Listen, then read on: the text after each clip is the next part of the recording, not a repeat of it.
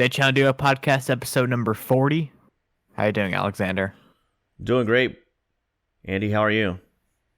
It's doing all right. 40 is surprising.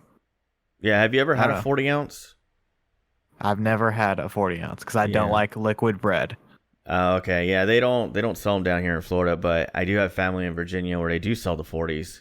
Now they sell them. I don't want them. Oh man, I got lit one night, man. I went up to Virginia, grabbed a Steel Reserve 40 and an old E40, and drank the Steel Reserve first.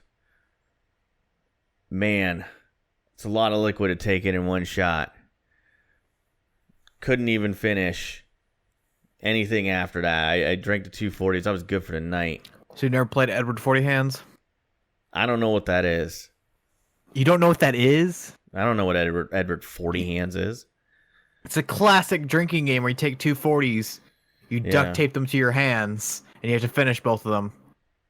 Well, they don't sell 40s here. Or you can do Edward Four Loco Hands. I guess you could do Four Locos. I would assume that based on alcohol content alone, Four Loco is 9 beers, so yeah, it's a crazy amount because it's like 11%. I know they have one that's like 13 or 14%. Yeah. I know we drank one on a stream when you were down here, but I do like the tall boys. And I drink the 32 ounce oldie occasionally on a stream. But yeah, 40, good number, man. Alexander, what have you been playing/watching this week? So this week, been pretty busy on that front. So as far as playing Madden 20, we're going to talk about that a little bit later. But did the 10 hours on EA Access, the trial of the game. And I will probably be picking it up on Friday, which is when the standard edition releases. I cannot justify the $20 or $40 more for packs and early access. I just couldn't do it this year. Yeah. I've done it in previous years. I just can't this year. Been playing a little bit of World of Warcraft in the meantime, a little bit of Pokemon TCG. And as far as watching, did get the opportunity to check out a new series on Amazon Prime. It's called The Boys. It's based on, I believe, a series of comic books. There's a trade available where you can kind of read trades are like a compilation, I guess. And you can get caught up on the comic book if you really want to. But it's got some really good actors and actresses in it. Carl Urban, who you guys know I loved from 2012's Dread, is, I guess you would call him the main character. It's kind of an ensemble cast, really. A lot of high-quality actors and actresses, but Carl Urban is great. I love just about everything he's ever been in, and so far I'm really liking it. I'm on episode 6, been watching that with my wife, and beyond that, I really can't think of anything else that I've been watching this week other than Film Club, which was Top Gun. So, Andy, what have you been playing? What have you been watching? As I have a dog barking in the background, I'll try to get through this. Yeah. I watched a single episode of One Punch Man. Just gonna throw it out there. A single episode of American Horror Story. Wow. It just happened, and then I've been watching a TV show called Broad City. Yeah. The Comedy Central show. Yeah. And then movies wise, normally have a lot, but this week I don't.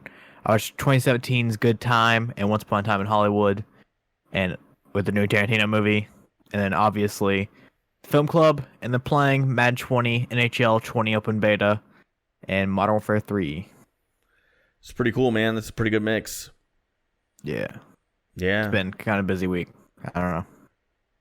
Yeah, I feel like I put more time into playing things this week than watching things. How did you like One Punch Man, just out of curiosity? I watched the one episode. I've already seen the one episode, so it's the second time watching the pilot. Okay.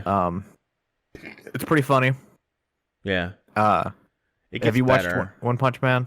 Yeah, I actually have the Blu-ray. It's sitting behind me of the entire first season. I did kind of splurge and get that. Have you seen the second season yet? No, I haven't. I'm waiting for the dub version. I know that's kind of a sacrilegious thing to say, but when it comes to anime, I really prefer the English dub version versus the subtitle version. I know some people have their own opinion on it, and that's fine. Yeah. But I fell in love with the show. I happened to catch, I don't even know what I was doing. I usually have Toonami in the background on Saturday nights if I'm not streaming. I'm aware. And I kind of like somehow came across this really zany show, and I'm like, this looks interesting. Let me check out an episode. So I actually rewound it and watched it and kind of fell in love. And then I took the time when they did a marathon on Toonami of every One Punch Man episode.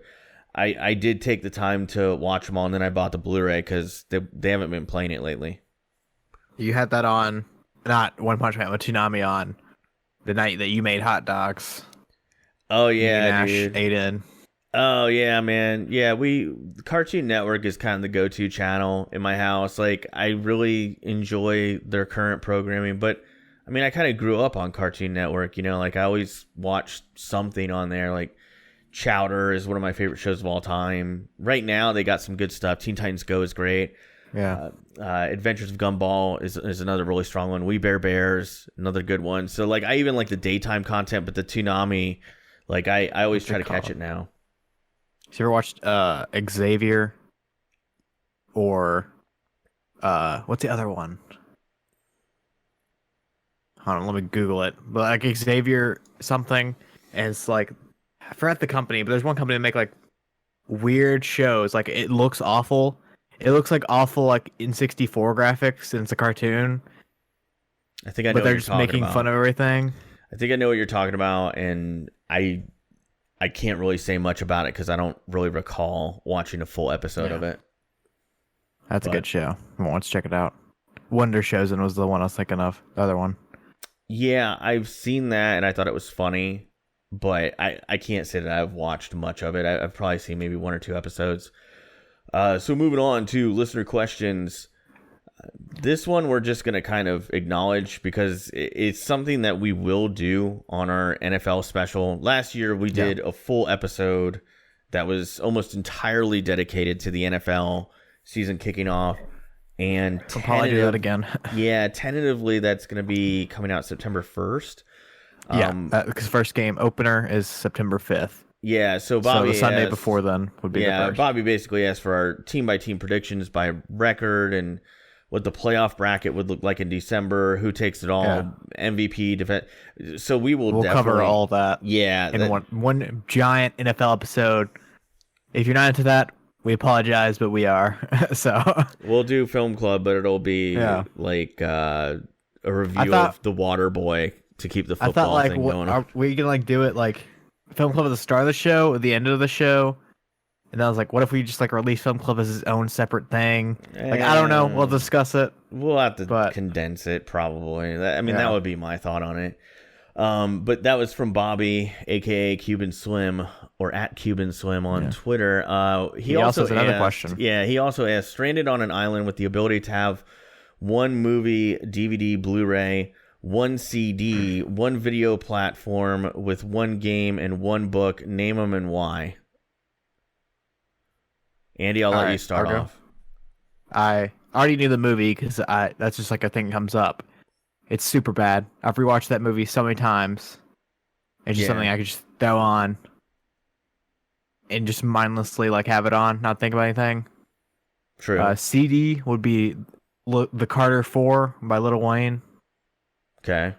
It's like a nostalgic album. It's a good album. I remember when that came out. The video game platform.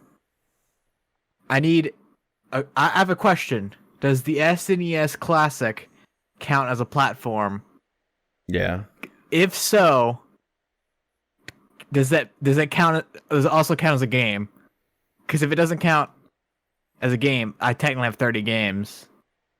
No. I'm breaking the question. Yeah, you are breaking the question. But I mean that's what was asked. One game. So the platform was SNES Classic. The one game I can pick like some dumb thing and play the 30 games and just cheat it. Okay.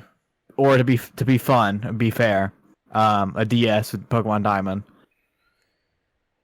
And then the one book would be the Bushcraft 101, a field guide to the art of wilderness survival.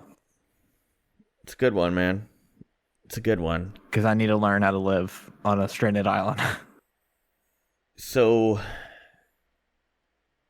that's a good answer for book. Mine, I probably would change my answer to something like that if I could go back. But one movie, DVD, Blu-ray, I'm going to pick Fight Club. It's a movie that I've seen a billion times. I never get tired of it. I love it so much. One CD, that's a tough one, man. I'm going to pick Soundgarden's Bad Motorfinger. I feel like that's to me, that was the peak of grunge rock. I thought that was the best commercial grunge rock album I've ever heard in my life. I still listen to a lot of those tracks to this day. One video platform with one game. If I have the internet, it's going to be PC with World of Warcraft. If I don't have the internet, I'm actually going to pick the SNES and Super Mario All-Stars. No. If that's a cop-out answer, because that includes 4 games. Yeah, it's also a cheaty answer. We both went for the cheaty answer. Well, it's not really a cheating because it's one cartridge. Oh, I thought of one. What? I changed my answer. I'm going with Rare Replay in the Xbox One.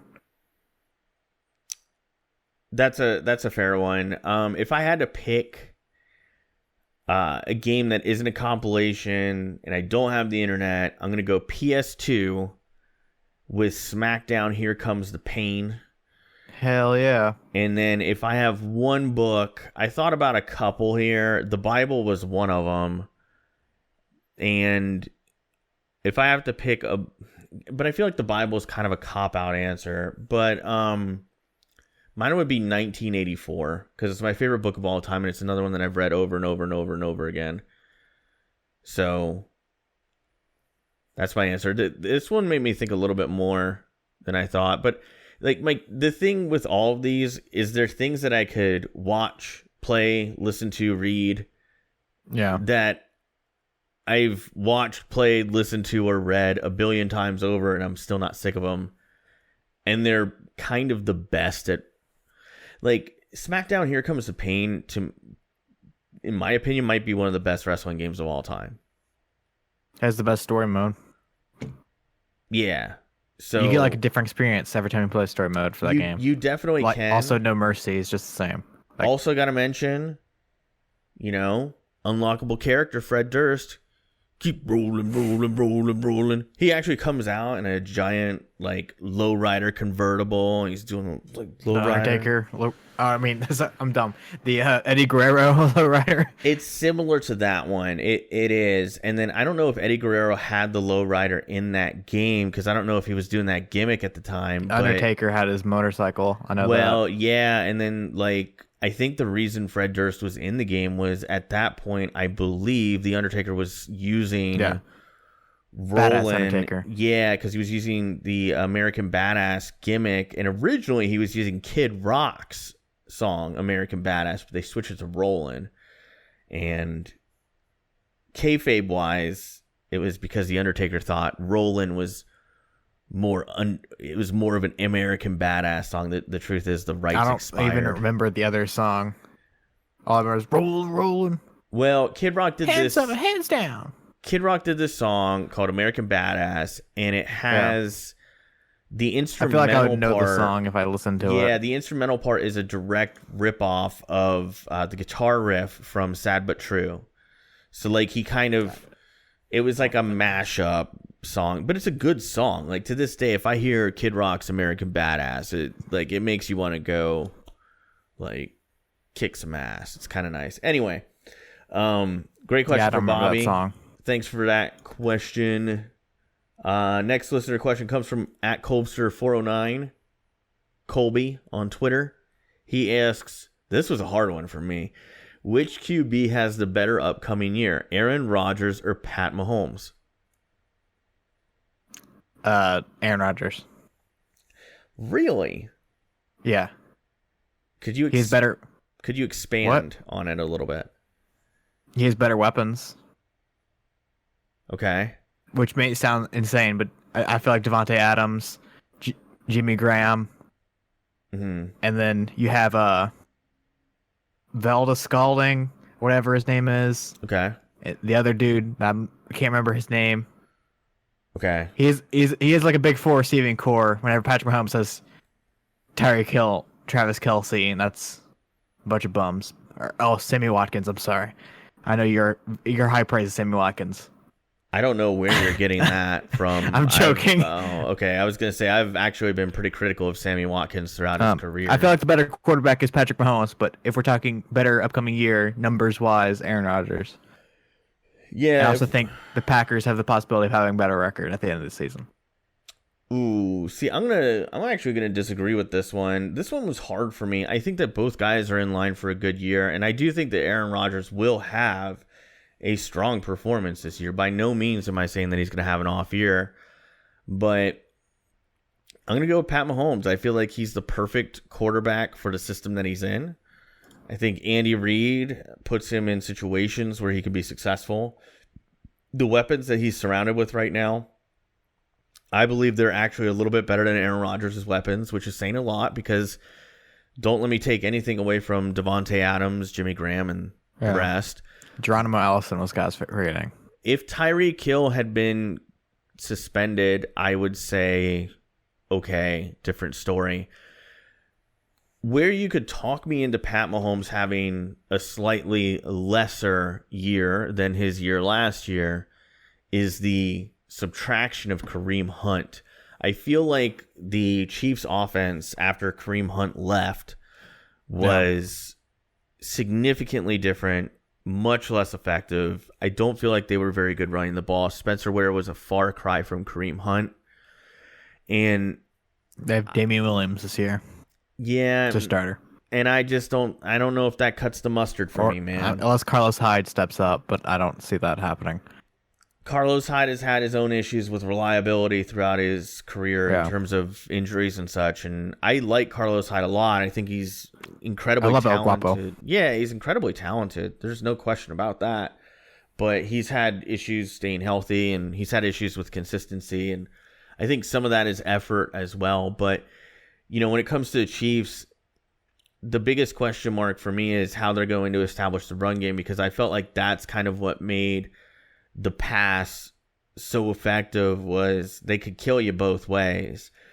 And in the playoffs without Kareem Hunt, I felt like they looked a little bit exposed to a point, but I still think Pat Mahomes is going to put up monster numbers because he still has some good weapons in that passing game. And Andy Reid is an offensive genius. Yeah. Aaron Rodgers is going to be adjusting to a new coach, things like that. So I went with Pat Mahomes, but you could probably talk me into Aaron Rodgers. It's a good question. Made me think a lot. Also, I just got to say this, thinking about Kareem Hunt, and this will come up later, we're going to talk about it, but it goes to show there's a big difference between an elite running back and just an above average or average running back. A lot of people always say Jerry Jones would disagree. Yeah, I know, but Jerry Jones, which we'll talk about later, he's been proven wrong twice. So, famously, he's proven himself wrong in 3 Super Bowl championships. Exactly. So, when you look at the Emmitt Smith holdout way back when, he held out for, I believe, 1 to 2 regular season games before he got a deal, and I don't even remember the running back that replaced him for those games, but he did very poorly. And then as soon as Emmitt Smith comes back, everything's back to normal and they're running the football well again. An elite running back does make a difference. And I hate when casual NFL fans say, well, you could put anybody behind that Dallas O-line, they put up Ezekiel Elliott numbers. They wouldn't. There's a different. Same thing goes with the Steelers with Le'Veon Bell. James Conner, you did good, man. You really did good. He gave it a real good shot last year. And filled in remarkably well, but eventually he kind of wore down and he didn't put up Le'Veon Bell numbers. So, great question from Colby. Next listener question comes from Daniel at Reasons I'm Broke on Twitter. You can also find him at reasonsI'mBrokePod.com. He says, it seems like event films did well at the box office this year, while a lot of other movies underperformed. Do you see this as a trend or just a bad year? So I'm going to give you some layperson take on this one. And then Andy, who actually works in the industry, could probably give a much more intelligent answer. So I think it's a trend. I understand Avengers did well, and something like Lion King did well. Detective Pikachu did well. You know, movies that are specifically it's something that you want to see before it gets spoiled by all your idiot friends. You know, those movies I think will continue to do well because it's exactly what Daniel said it was. It's an event. Everything else underperforming. I'll be honest, I used to go to the movie theater all the time when I was a kid. In high school, it was the place to go to hang out. As a young adult, used to go, you know, maybe 2 or 3 weekends a month. Nowadays, for me, it's just more fun to stay home, and it's also cheaper. So a lot of times, if Ashley and I want to see something, instead of going to a movie theater, we wait till it hits home release, and we buy the Blu-ray for about $20, and it's cheaper. And if I need to go to the bathroom, if I want to pause the movie, if I want to rewind the movie, if I want to watch a little segment again because I missed something, I can do that. In the movie theater, I can't. I also got to worry about people loudly eating popcorn, loudly talking, being on their cell phones. That's a problem as old as time, though. I mean, but nowadays I feel like there's just like when I went to see Avengers, somebody brought in a newborn child. And I'm like, why is a newborn kid here? Like that shouldn't, come on. And of course, the kid starts crying at some point because, you know, you probably don't want to bring a newborn in a movie theater. It's probably not great for their ears either. So definitely not parent of the year there. Anyway, I think it's a trend. I think that people, and you know what? We're even seeing this in sports now, where admission to sporting events has declined because I really feel like it's more fun to watch it at home. You get a better experience because TVs are so huge now. And, you know, why not just stay home where I don't have to pay $9 for a beer? Andy, what are your thoughts? Well, you know, this dog's still barking, which is fun. Okay. So it's kind of weird. It's like an outlier year. Oh my god, I'm gonna kill this dog. Not really, but this dog is getting annoying. Hold on there. I'm not. Hold on there, Ron Mexico. Or whatever her name is, the Twitch streamer.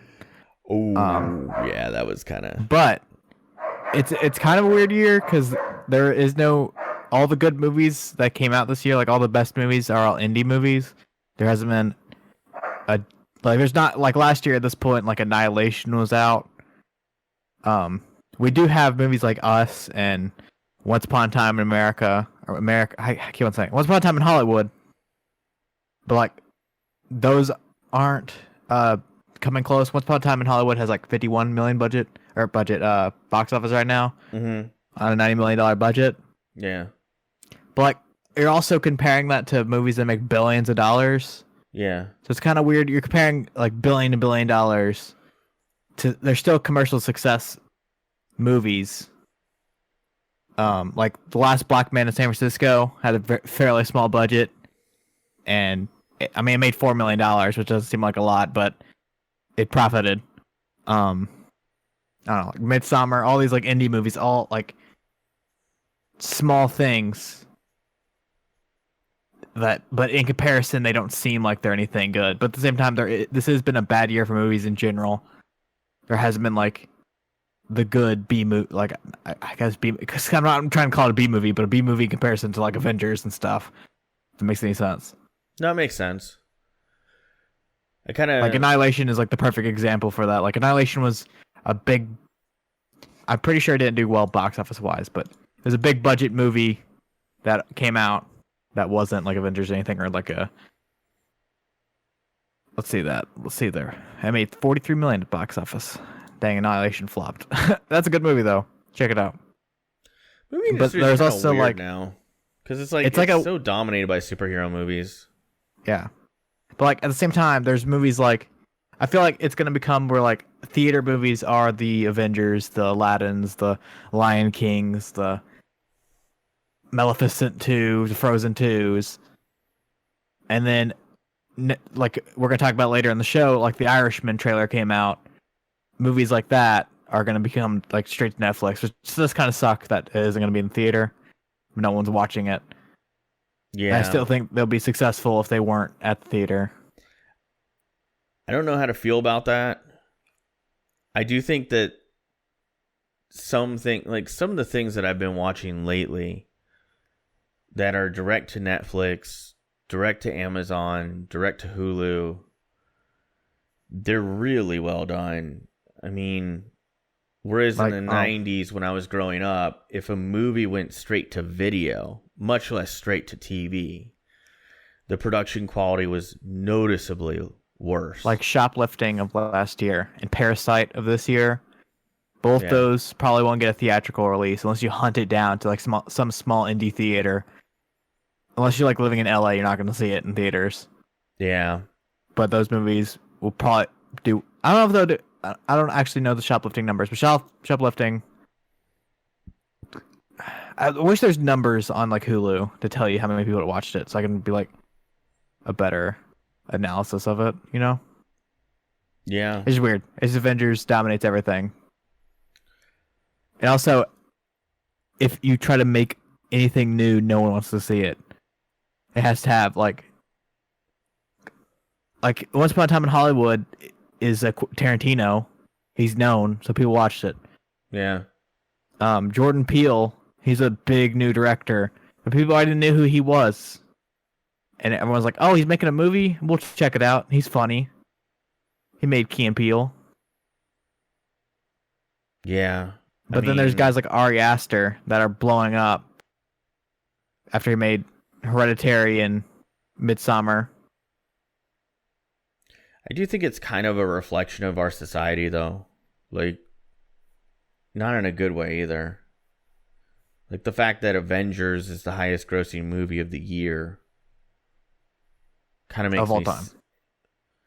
Okay, well, I don't want to get into that debate because then everybody starts talking about, well, which metric do you look at? Total tickets sold or total dollars or whatever. And, like, I'll be honest, I just don't care enough. I hate to say that. I really don't care enough about making Marvel movies look worse or better or shown in a more positive or negative light. But, like, I will say this, like, I hate that if you go up to a normal, everyday person and you're like, what's the best movie you've seen this year? There's a good chance they're going to tell you Avengers Endgame. And that makes me sad a little bit. Because I was talking to someone about this actually yesterday or 2 days ago. Yeah. I feel like people don't realize that they're bad. No offense to people that like those movies. Yeah. But they're good in comparison to if you only watch 2 movies a year. I mean, because you have nothing to compare it to. Well, that's that's fair. You know, and like if you only watch The Lion Kings, which is a lifeless, soulless garbage film. I shouldn't even call it a film. It's really just a rip-off of a Japanese TV show from the 60s. But we won't get in that. Yeah, I don't know. I just kind of question it sometimes. Like, you know, like when I was sitting in that theater. Did you watch The New Lion King yet? No. Oh, I thought you said you were. I know, but the more my wife saw clips and then the more she heard about the actual end product, the more it looks like I'm probably just going to end up buying it when it hits Blu-ray. I mean, you should buy her this one book. It's kind of popular called Hamlet. Yeah. Shakespeare wrote it. Okay. I guess it's a play, not a book, but it's the exact same story. It's probably infinitely better. And to be fair, though, there's only so many stories you can tell. I mean, Shakespeare himself even said that. You already own Black Panther Blu-ray, so you're okay. You're right. I don't know. I don't know. It's a weird feeling to me when it comes to film nowadays. Like, it's so dominated by superhero movies. And then you go on Twitter, and I've done my best to mute these people on Twitter who sit there and argue back and forth about movies, superhero movies constantly. And I'm like, my God, like what has film become? Which bad movie is better than the other bad movie? I mean, I'm not saying the stuff when I was a kid was great either, but like even then, like, you know, when I watched Road Trip, you know, in high school, I knew it was a crappy movie, and I didn't sit there and argue with people. Go, man, American Pie was worse. Like, man, Road Trip's better. Nah, dude, I watched that movie one time in high school, fell in love with it, watched a bunch of other times, and like I always thought it was funny. Yeah. But you know, when somehow, some way, we lucked into getting HBO, I think like the cable company turned it on and just didn't know it was on.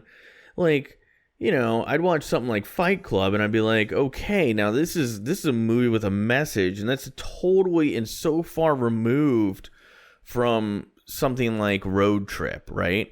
Now, I love both movies, but like I totally understand one is something that has a message and is meaningful and really is art, whereas the other one is just a collection of silly gags that all add up to a runtime of about 90 minutes, and it's funny. Like, and yet here we are where like people my wife works with, people I work with, everyday people that I interact with will tell you their favorite movie is Avengers Endgame. And I'm like, that's crazy to me that you think that's the deepest it goes, it's so weird, like that they're such superficial movies. There's no depth to them.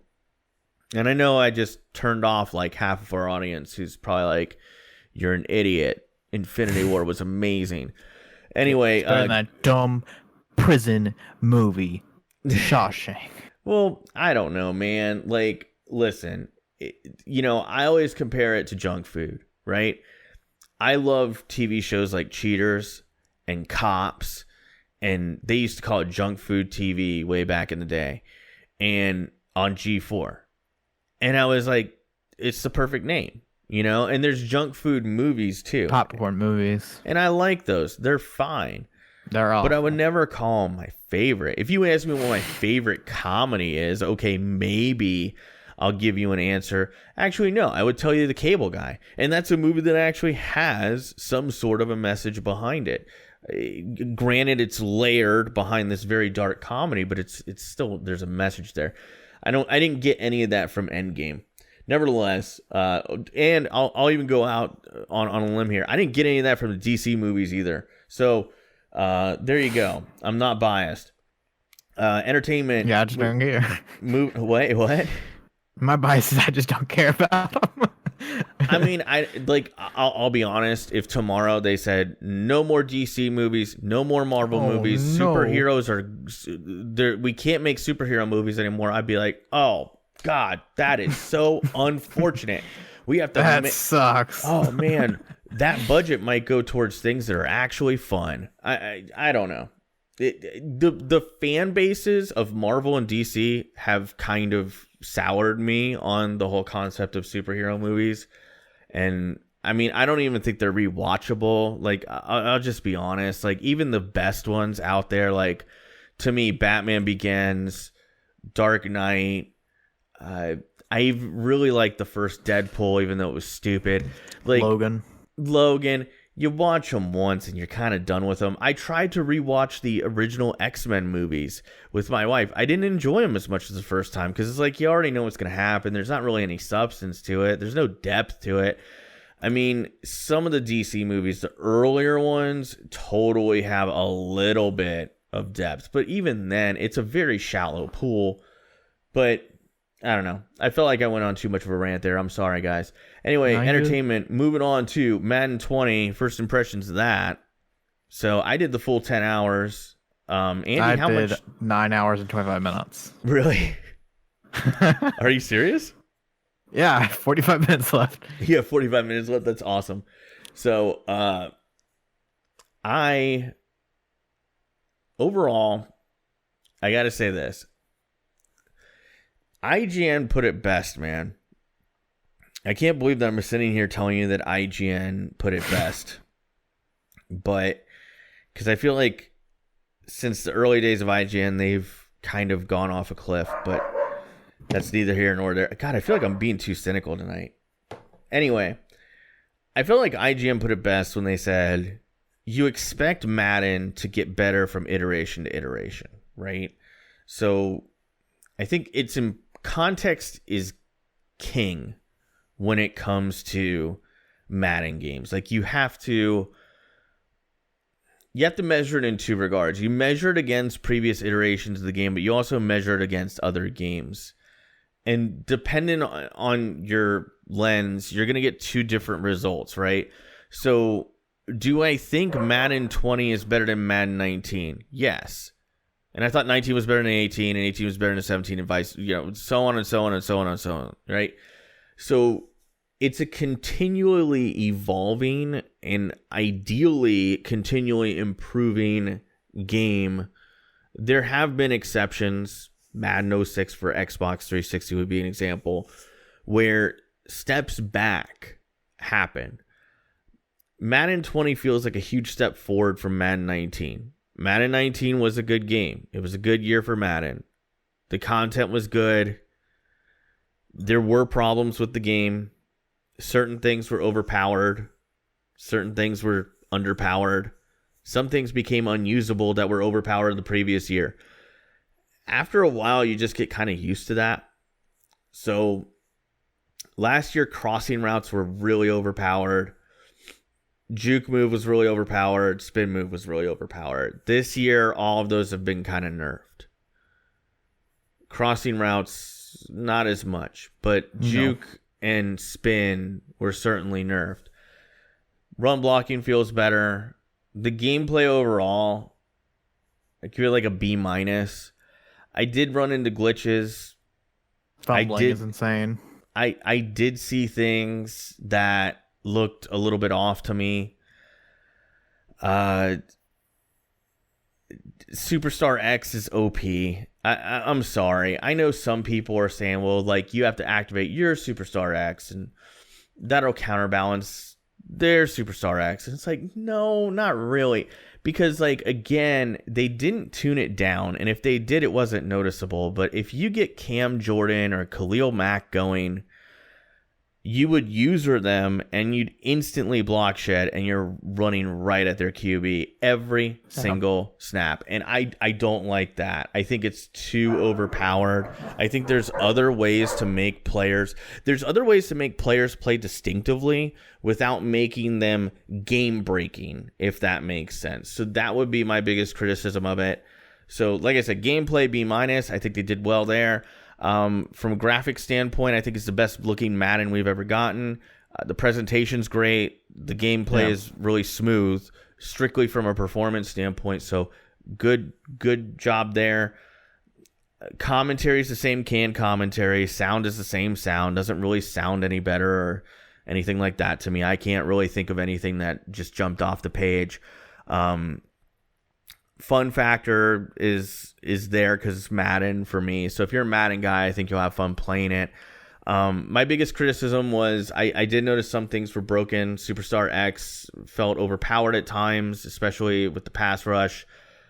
Players like Tyreek Hill having speed like he has, it was very difficult to cover him, even with a safety helping over the top. With Pat Mahomes' Superstar X ability, he could just throw it 80 yards and Tyreek Hill will inevitably burn your guy. I didn't really like that. And if you kind of want to see what I'm talking about, look at the game that me and Andy played on one of my streams recently. Yeah. You know, that would be a good indicator of like things that I had wrong with the gameplay. And then, you know, some of the same problems remain, dude. Like I went on this rant on my stream, and I'll try to condense it here, but I've asked for it for years. I've talked to Mole at EA. He's a QA guy. So I know he probably doesn't have as much stroke as I think he should. But one thing that I think Madden really struggles with is teaching new players how to play the game. And they talked about it before Madden 19 released. They hired a guy from Blizzard. He worked on Overwatch, and he said that was one of the goals that they wanted to do. They wanted to attract primarily female gamers, and they also wanted to attract younger gamers. And those are two demographics that I see Madden struggling with right now. I don't see a lot of young kids playing Madden, and I don't see females playing it at all. And when you ask them why they don't play it, they think it's too complicated, because I think there's just too much nuance to the game. Now, most people would say you need to lower the skill gap. I don't think you do. That's not what I'm asking for. I don't want there to be a lack of skill gap.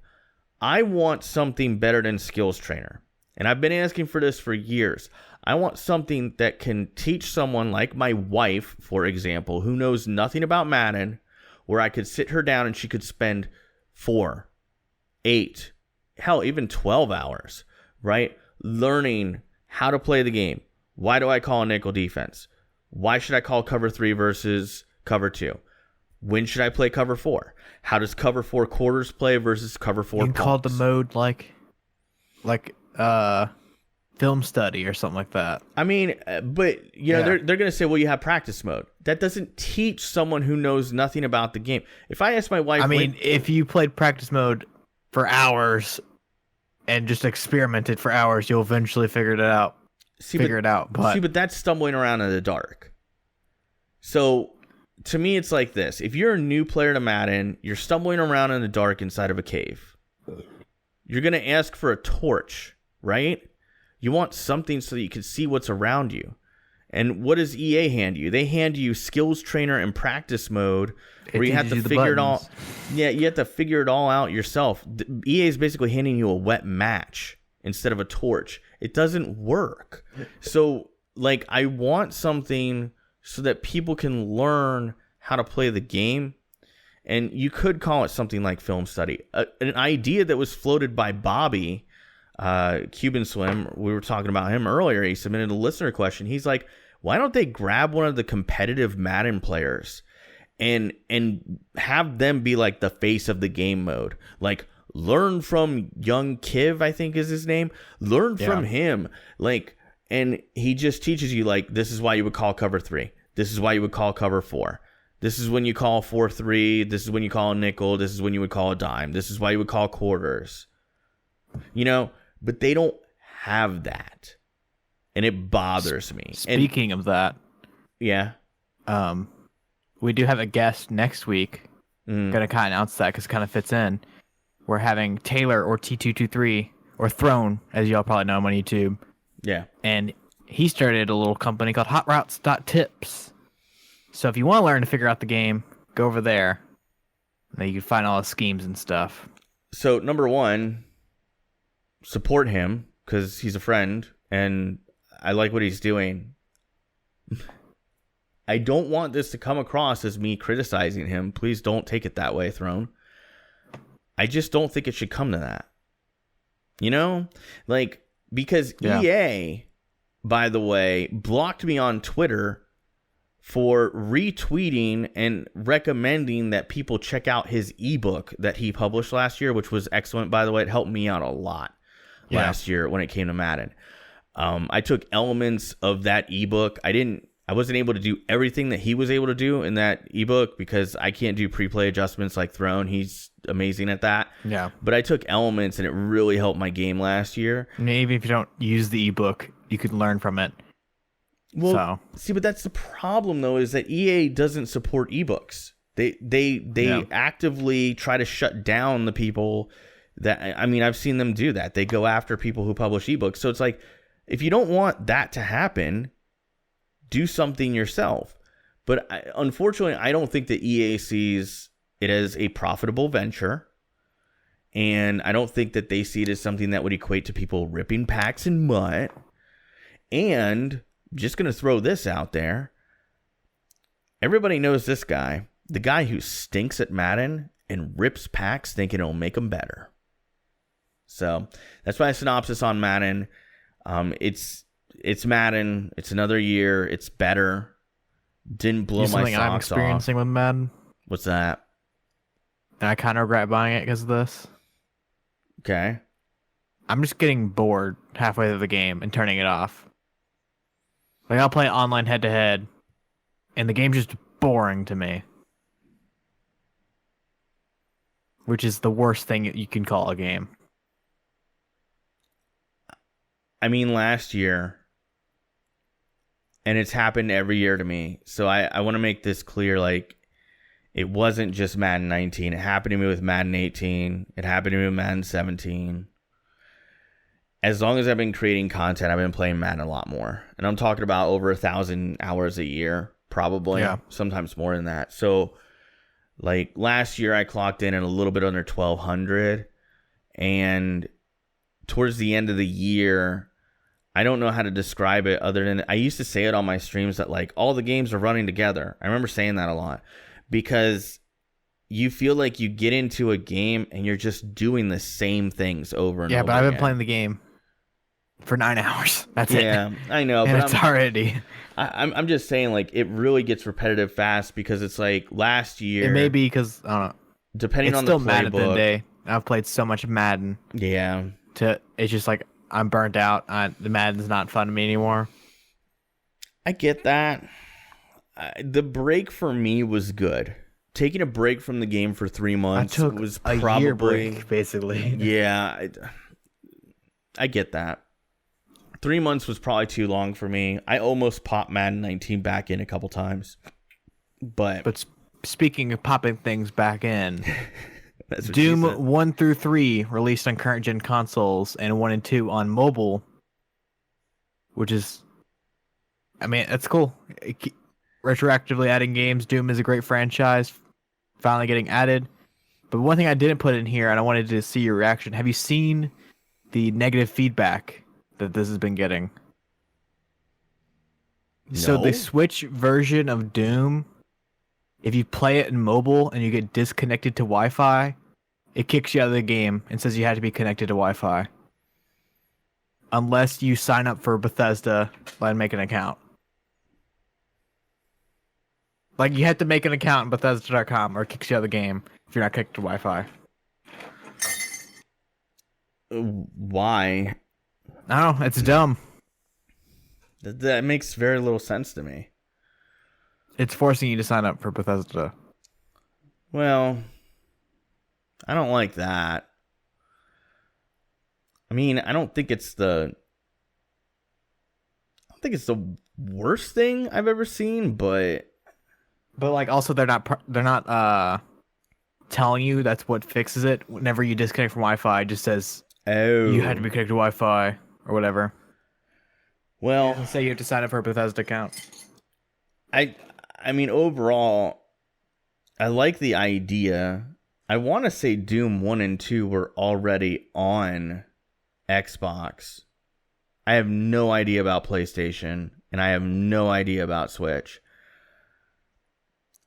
I think they're worth... I don't know what they're going to charge for this, I guess, this newer... It's already out. ...release. Okay. Well, what are they charging for it? I don't know. I kind of want to know what Doom 3 is going for, because I'll tell you, Doom 3, that was a really good game. And don't let me take anything away from, the... I'm looking up Doom, and it's popping up 2016 game. Doom 3, $9.99. Looks like for the original Doom, the 1993 one, it's $4.99. Is what I'm seeing. This is the 2013 one. Doom 3 is good, man. Doom 3 is really good. I remember that game came out. Doom 3 is scary. It is kind of scary.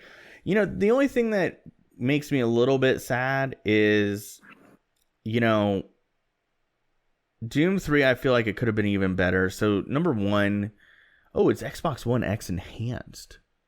I'm probably going to buy that now. I didn't even know that was happening, so I'm glad that we covered this on the show. But anyway, Doom 3 had like one opportunity that I thought was really good. They were originally going to get Trent Reznor from Nine Inch Nails to do the soundtrack for that game, but due to scheduling conflicts, he wasn't able to do it.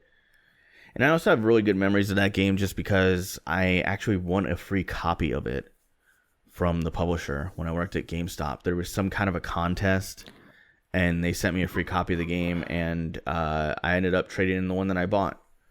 Really good game, though. My ex-girlfriend hated it, though, but she broke up with me, so screw her. I love Doom 3. Andy, any Doom memories for you? No. Before your time? No, I played Doom 3. I played well before my time, yes. Yeah. But I've played them. Nothing of note. Yeah. I remember also when I was a real young lad, I went to a Sam's Club, and I have no idea how I ended up in a Sam's Club because we didn't have a membership for that place. Couldn't afford that. But they had a PC at Sam's Club, and it had Doom on it, and somebody, like, this kid was in front of me, and he's playing Doom on it, and he punched in all the cheat codes. He had, like, the chainsaw and everything. And then he had to leave, so I got to play it. And I remember thinking, man, this is awesome. I wish I had a computer that could do this. But we didn't. Anyway, so moving on. The Irishman trailer. Andy, what are your thoughts on this thing? So this is a Netflix exclusive. It's going to come out on Netflix. Kind of going back to what we were talking about earlier. Mm-hmm. And it's the new Martin Scorsese film. And I'm actually really excited for it. I'm kind of sad it's not going to be in theaters. I would really like to watch it in theaters. But he's Robert De Niro, Al Pacino, Joe Pesci, Martin Scorsese. It's got to be good, right? Look great. Yeah, it looks amazing. Has $140 million budget. So Netflix going all in. Yeah, hopefully it's awesome. The trailer looked great, and I was kind of the listener question kind of went back to it, but I was gonna ask you like what your thoughts on Netflix original movies going straight to streaming services, but we kind of already covered that. So yeah, I kind of like it. Yeah, I don't mind. So what were your thoughts on the trailer? I loved it, man. I was pretty hyped. I'll probably watch it the day it comes out or pretty close to it. Yeah, it comes out fall of 2019. So it looks great.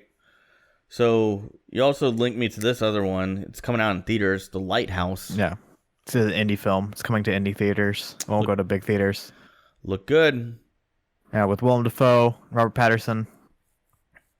And it's another movie that kind of goes into the listener questions, A24 film, and hopefully people check it out. Check out those trailers. Yeah, please support films that don't have people with capes, because it's getting kind of old. Just saying. I know that's going to piss some people off, but I really don't even care. Like, at some point, the bottom will fall out of superhero movies, and people will go, okay, there's just too much. Because I feel like it's just too much, so just saying. Anyway, feel like being controversial tonight. Moving on to DCD Film Club. Today we're reviewing Top Gun. Top Gun 1986. Yeah. Yeah. Starring Tom Cruise, Val Kilmer. Yeah. I don't know who's directed by, so I went straight to the actors. Yeah, no idea who directed this one. I'd have to look that one up. Yeah, I'm going on it. But I personally, this is the first time I ever watched it. I know you've seen it before, and I just don't see what's the hype all about. I mean, it's like a lot of movies that we've watched on DCD Film Club, and I feel like it's a product of its time. You know what I'm saying? Directed by Tony Scott. Name doesn't ring a bell to me. Like, this definitely feels like a 80s movie. You know what I'm saying? Yeah. Like, I don't know. It's an iconic movie. Everyone knows it, but it didn't really like nothing. Like I already knew everything that was supposed to be special. Yeah. To it, and it wasn't really that. I don't know. If I watched it in the 80s, I guess I probably liked it. Yeah. But still, it's like the Avengers of the 80s. See, I would put this a little bit above that, but not much. Yeah. So, like, there used to be, I know I've referenced it here before, but I'll reference it again. It used to be a feature on TBS on the weekends. They used to call it Movies for Guys Who Like Movies. And it was all like Stallone flicks, Roadhouse. Yeah. You know, like action movies, popcorn movies, if you will.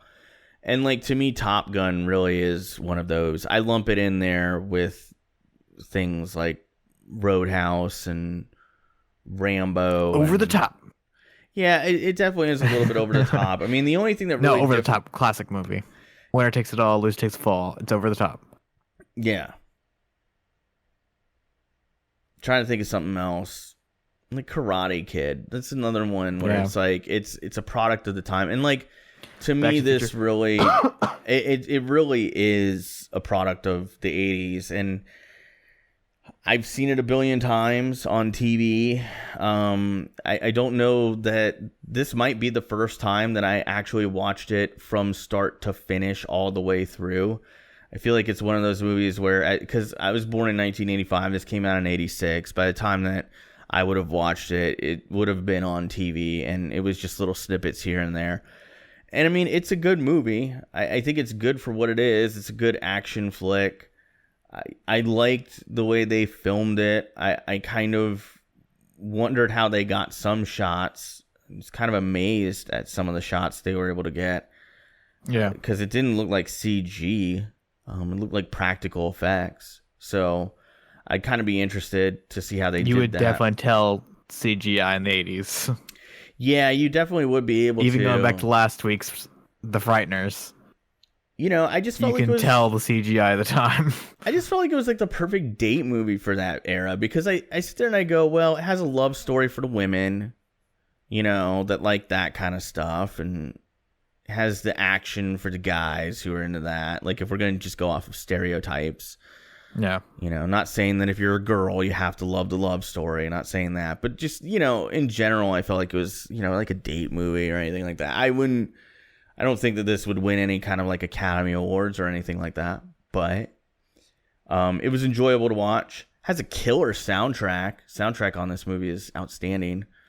I think that's also part of the nostalgia in it. Like, when people hear Highway to the Danger Zone, they think of this movie. It isn't like 2001 Space Odyssey. They're like, both soundtracks are outplayed and overdone throughout all of media.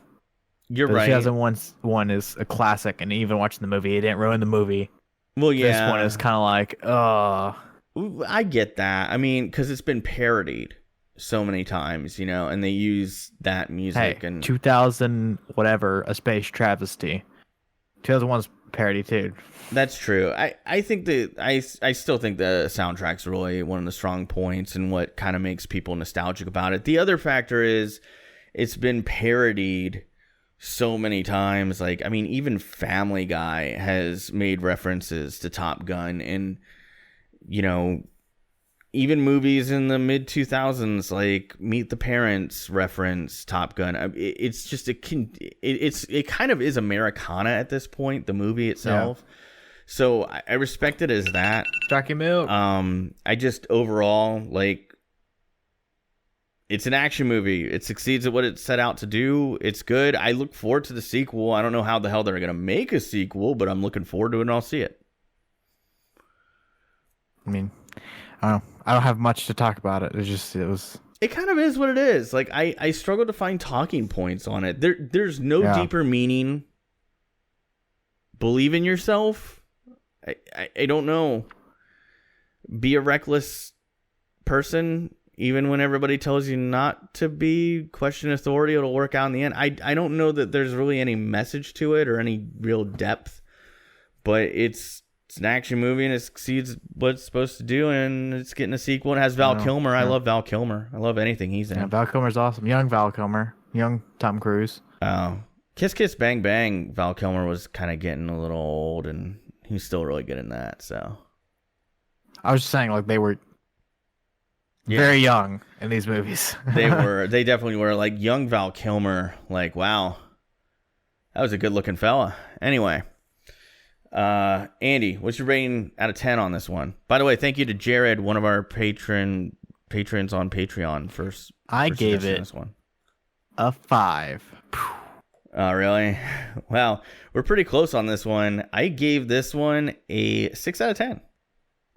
Yeah, I liked it. I don't know. It's still good. Still holds up. Looks a little dated, but it still holds up. Some cool moments in there. I don't have any thoughts on it. Like, literally, like, I have 0 thoughts on this movie. I witnessed it. It happened. Nothing to, really, special in my mind. Yeah, that's fair. So, it is your pick next week, Andy. It is my pick next week. And so, I did originally have a pick. I'll let y'all know. Before we talk about this.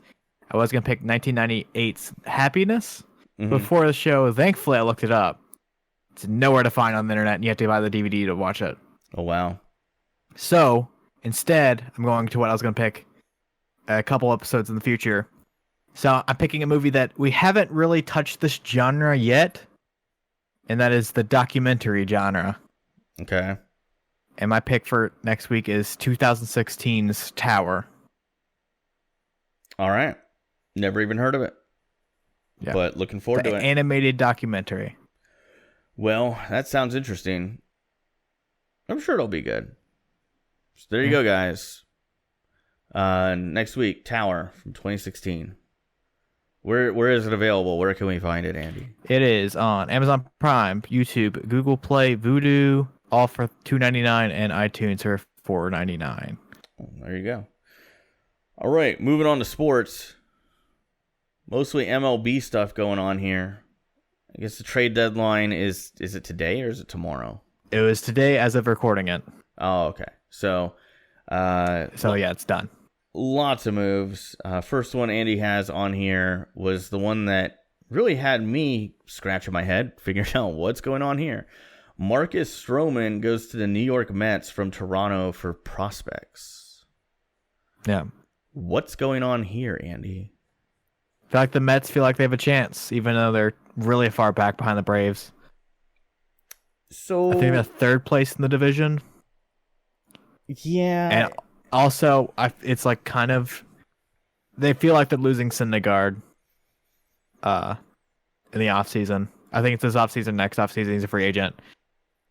And there's like a whole thing where they feel like they're going to lose him. So maybe it's a replacement, even though Marcus Stroman isn't a Syndergaard type talent.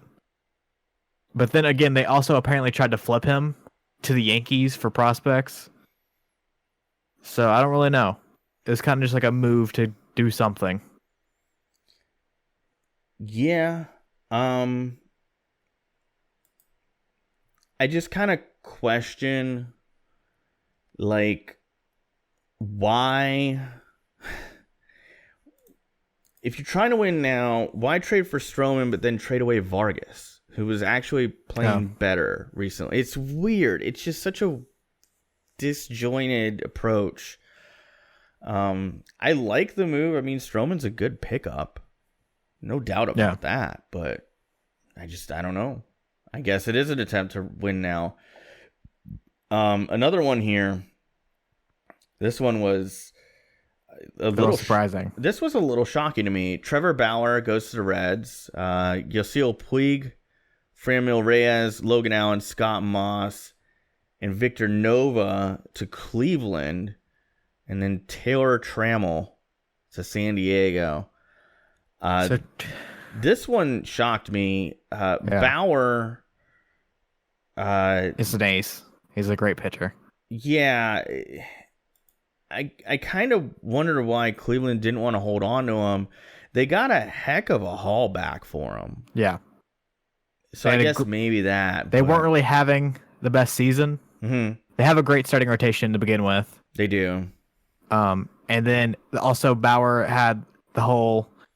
You see the video of him from the pitcher's mound through the ball. That was crazy. Out of the stadium. That was I was impressed, honestly, about that. Have you ever seen him warm up? No. He throws from foul line to center field to warm up. I mean, some pitchers do that. Like his warm up is like super insanely far, but Trevor Bauer, I guess there's some conflict with the team. The Indians, I feel like, won this trade by a lot.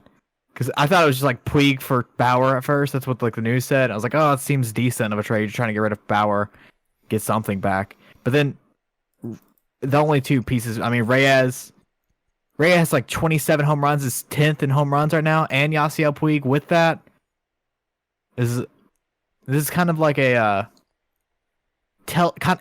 it's weird what I'm trying to say. It's like a make the league think that you're selling, but you're secretly buying and trying to win a chip this year.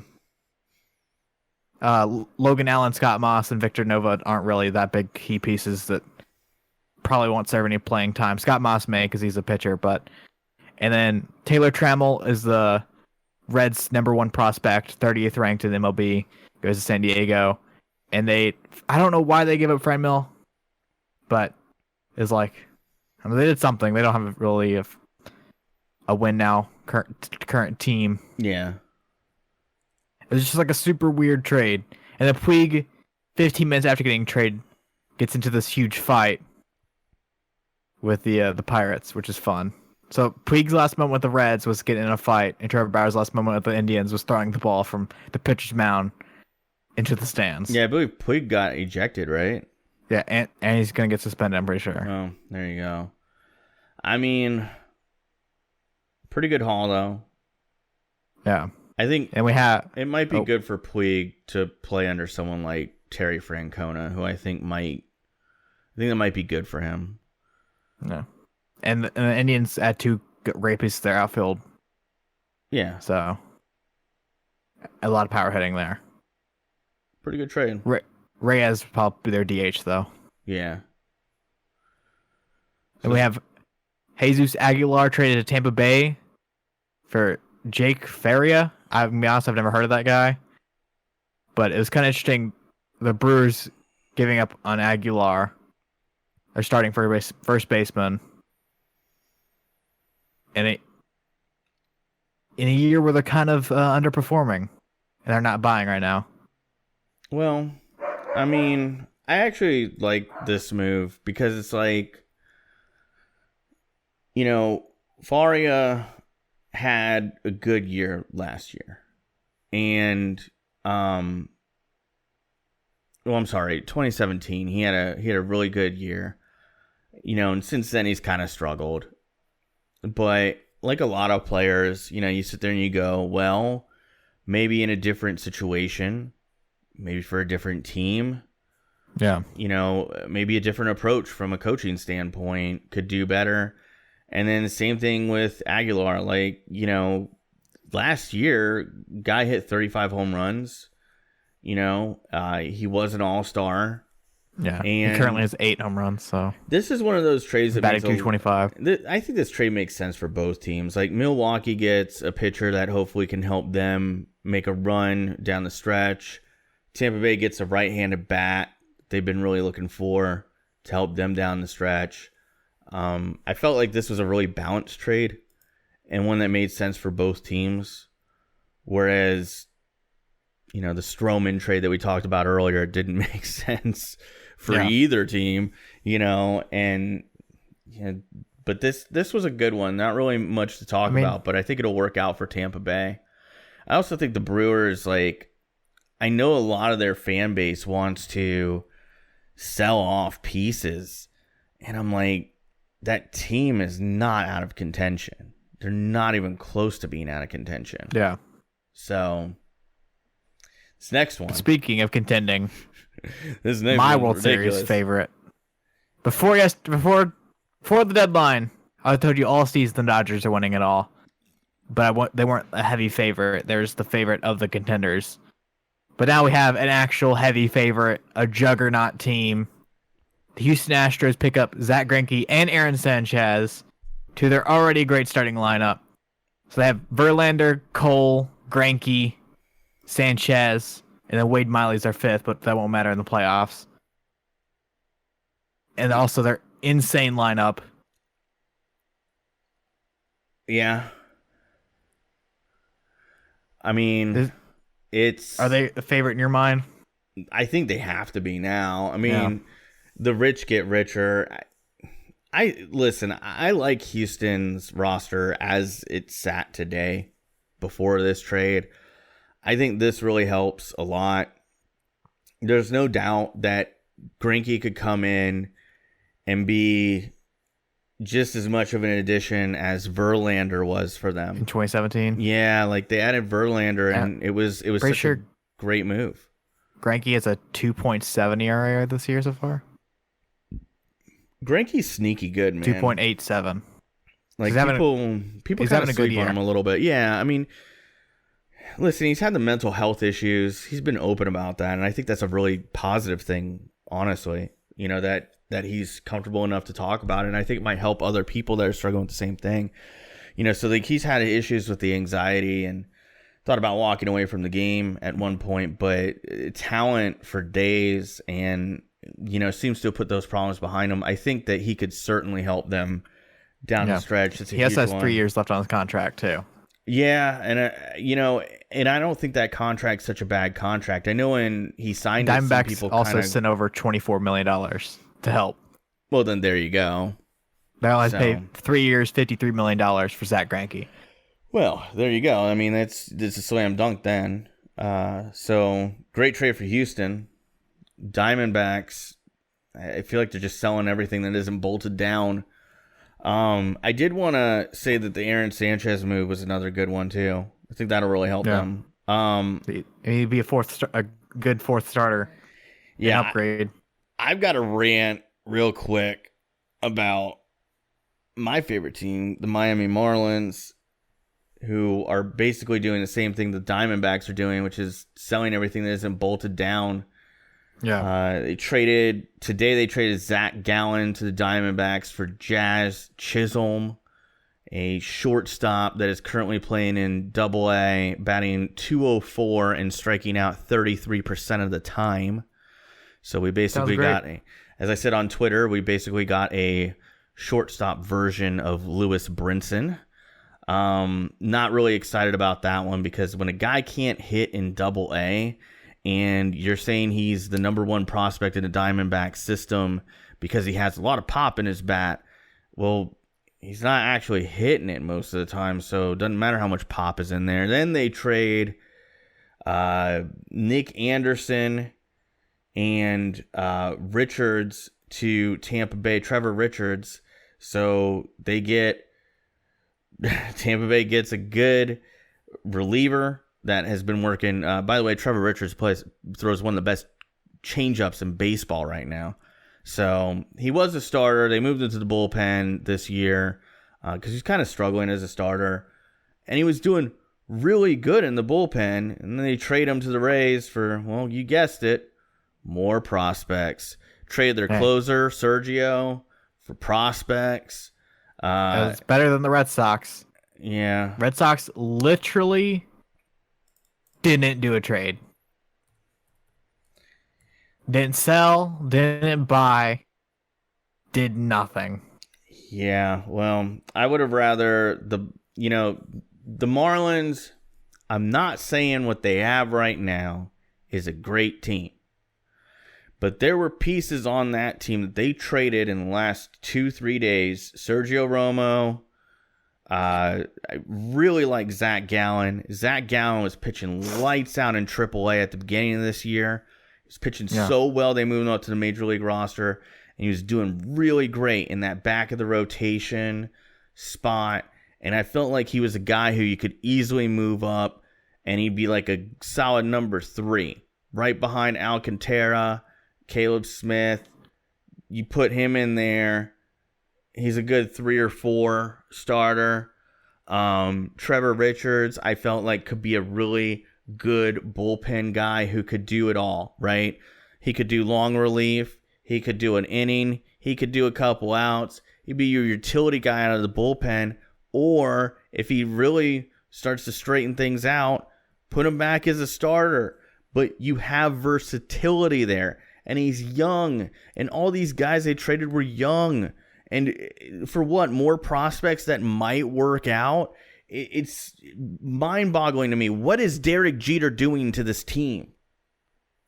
He loves prospects that can't hit. I don't get it. You're supposed to hit the ball, not whiff 33% of the time. Lewis Brinson. Hey, Aaron Judge strikes out. Yeah, well, you know what? He hits the ball a lot too. And when he hits it, it goes out. It goes over the wall, because that's what you're supposed to do. Hit the ball. Have it go over the wall. I don't even mind if you're a Joey Gallo, okay, who... Literally, it's a dinger or nothing. It's either a dinger, a walk, or a strikeout. That's Joey Gallo. But you know what? He does it at a decent clip, and he bats for a okay average. So I can deal with that. But what I can't deal with is like this. We're trading for prospects that can't hit in the minors. They're not. I don't know, Andy. You've watched minor league baseball. Is the pitching in minor leagues? No, it's fantastic. I'm kidding. It's not. I mean, let's be real. Like, I've watched Double-A ball. I've watched Triple-A ball. Hypothetically, each team has like 14 pitchers on them. So we're 14 times 30. So you have, I don't know. 420. Yeah. Yeah. Math. I mean, you have past 420. You have like the 500th best pitcher in the world out there. It's probably a minor league all-star. Yeah. And like, that's kind of a great point to make. It's like, I always tell people, you got to look at the level of competition. Like, this isn't the best comparison, but if you watch a G League NBA game, the shooting is terrible by comparison. On most of those guys. Most of those guys can't shoot. That's why they're in the G League. And you watch Double-A ball, sliders aren't as good as sliders they are in the majors. Curveballs aren't as good. Fastballs aren't as fast.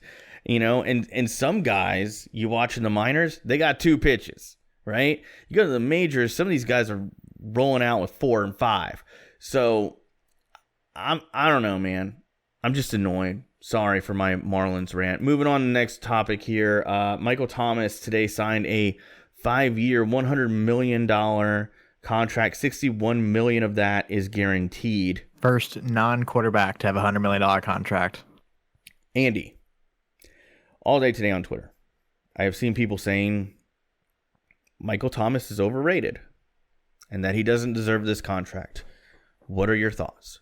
Michael Thomas is the second best wide receiver in football. He got targeted 147 times last year and caught 125. 85%. Like, not even Jerry Rice caught the ball that well. Like, I mean, you could give credit to also, I mean, his Drew Brees as a quarterback, arguably the most accurate quarterback of all time. But also, 85%. I'm with you on that. He was, let me pull it up. It was something like, he was, I think, 3rd in receptions last year. He had to be up there. It was. He might have led the league. He was 1st in reception, 6th in yards, and 10th in touchdowns. Yeah. Like, I don't see how he's overrated. Yeah, I don't know that I could really co-sign on the overrated thing. I know we did a top 10 wide receiver thing on here before. I know that Michael Thomas was in my top 5, and if I had to guess, I'd say he was probably top 3 for me. I think the best receiver in the NFL right now is DeAndre Hopkins, and I don't, and that's not taking anything away from people like Odell Beckham Jr. or even the guy we're talking about, Michael Thomas. I just think that DeAndre Hopkins is just, he's at that point in his career where I feel like he's at his peak. He's stayed healthy. He's played very well with even Tom Savage as his quarterback, right? So, like, it's hard for me not to put him 1, but Michael Thomas, I feel like, is as good or pretty close to Hopkins in the way that if tomorrow Drew Brees wasn't the quarterback of the Saints. Hope he stays healthy. I wouldn't wish an injury on anybody. But if like Teddy Bridgewater comes in there, and by the way, I'm not really high on Teddy Bridgewater. I think he's average. I think he'd still get production. I think he'd still produce just like Hopkins has, just like Odell Beckham did with Eli Manning getting killed behind an O-line last year. So I don't think he's overrated. I think some people see the price tag and they wince, and then they go to the immediate, well, he's overrated thing. Or Drew Brees made him who he is. Well, yeah, but and also, what if Drew Brees didn't have Michael Thomas last year? I don't think they do as well. They would have like Cameron Meredith. It's a symbiotic relationship. Yeah. I mean, but also everyone, when a contract like this gets handed out, everyone's like, oh my God, it's so bad. But this is in a year's time, he'll be like the fifth, sixth highest paid wide receiver. And I don't think the 5 years will age poorly because he's still very young. Yeah. This is his first contract outside of his rookie contract. And he's a wide receiver. They typically last, like, they're one of the positions that usually last more than a decade. Yeah. So, speaking of Michael Thomas, his college teammate, Ezekiel Elliott, it's been some hot water recently. Oh, wow. I forgot they were college teammates, weren't they? With the Cardell Jones at quarterback. He's currently he's holding out. He wants a new contract. He only has 2 years left on his deal. There's a lot of drama. Jerry Rice says that you don't need a running back to win it all. And also, the team and him are being sued for $20 million for covering up a car crash that happened up in 2017. What happened there? I'm not familiar with that one. Apparently, he got into like a car crash. I didn't go deeply into it, but he got in a car crash, and the cops, the team, everyone covered all the injuries and acted like nothing really happened, so he could play in a playoff game. Oh. And just covered it up and said the car crash didn't happen. So who's suing him? The person he hit. Oh, that's not good. And there's also like cop dash cam of the crash, or not of the crash, but the outcome of the crash, and it's looking pretty bad. So he's getting sued for $20 million. He's making something like $5 million next year for his contract. So it makes sense why he wants his contract. He wants to get paid. And also, Dallas needs Ezekiel Elliott, or they're not going to. Even if you think Dallas is a contender, I don't. But if you do, you cannot say they are without Ezekiel Elliott. No, you're right about that. I would tell Ezekiel Elliott to weird situation. It is a weird situation because I can't think of somebody who almost got suspended for what he did at that concert. And I get it. It wasn't like the most egregious offense, but this guy continues to find himself in trouble. Yeah. Like, is it major trouble? Not really, but it's like one of those things, man, where there's smoke, there's fire.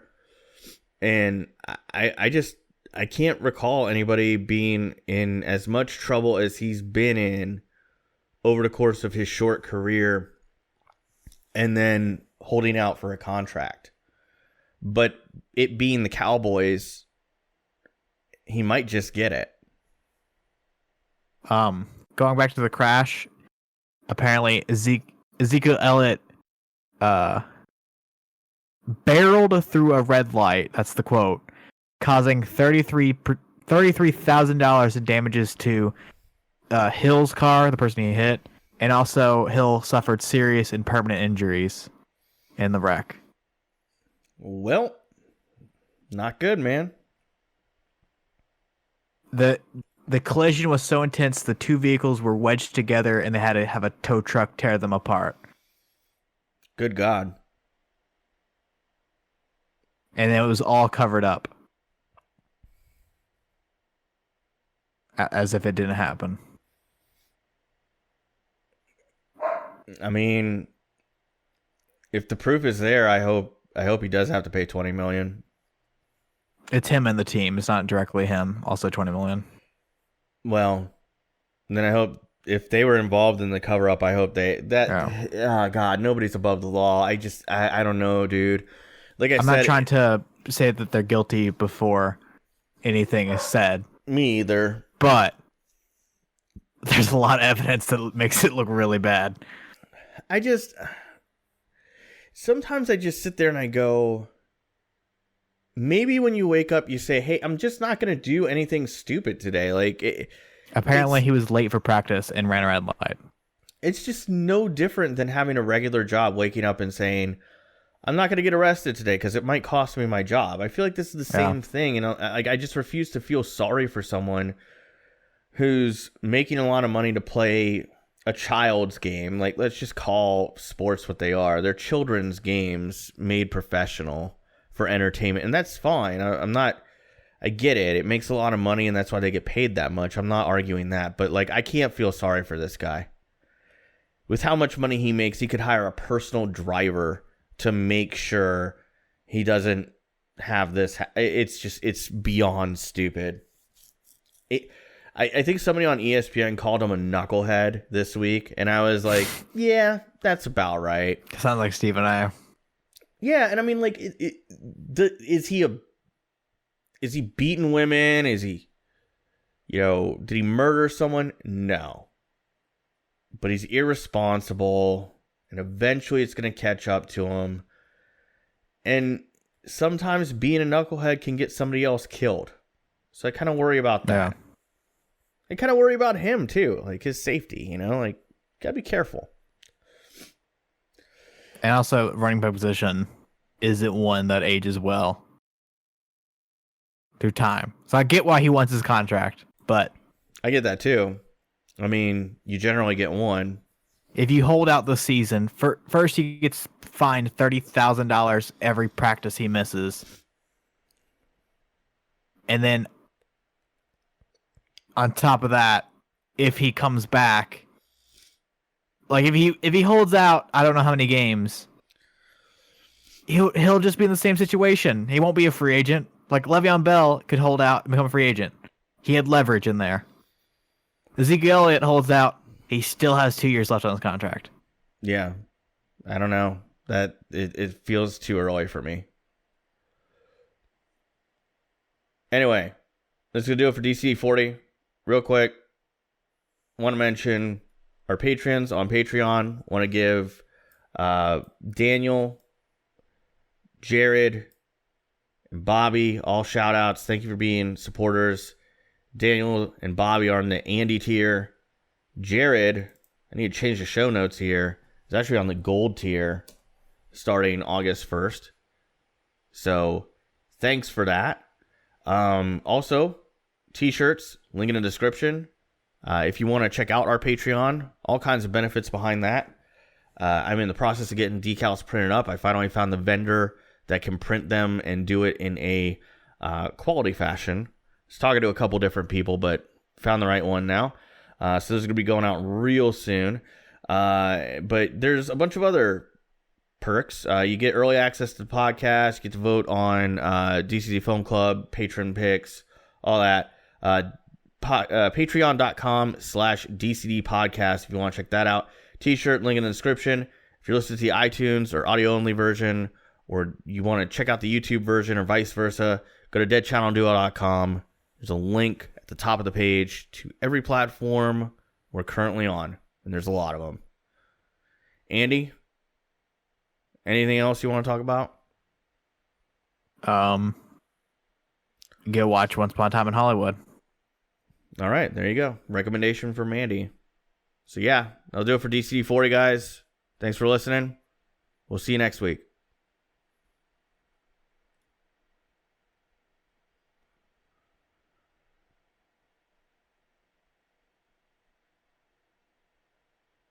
I feel like it gets longer each week. Doug Trio sucks. Shut up, dude.